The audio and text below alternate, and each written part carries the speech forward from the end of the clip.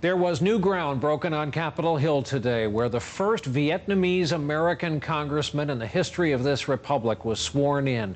Joseph Gao of Louisiana is also the first Republican in more than a century to win the seat representing New Orleans. NBC's Ron Mott has more on this extraordinary journey.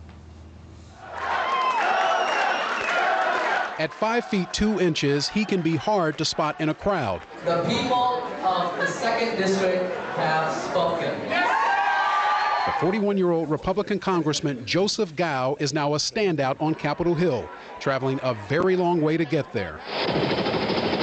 As a boy, he was among tens of thousands airlifted out of Vietnam after the fall of Saigon, without his parents, who feared he was killed at the airport. They found out later that we were still alive, so when they came over in 1991, it was a very momentous moment for our family. He later studied for the priesthood, eventually became a lawyer, and then last year took on a political institution in New Orleans.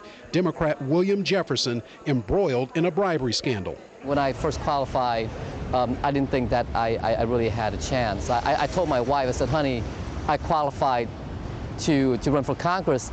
And she looked at me and she said, you know, you must be crazy. Perfect storm of unknown factors. Some political analysts, though, didn't find it crazy at all, especially with Hurricane Gustav pushing the election back a month, reducing voter turnout. So the disparity in resources, Gustav, voter confusion, all came together and created a perfect opportunity for a newcomer to defeat a 9-term sitting congressman. There was near unanimous support for Gao in the Vietnamese community of New Orleans, but even here, there was plenty of skepticism about his chances against such a political heavyweight.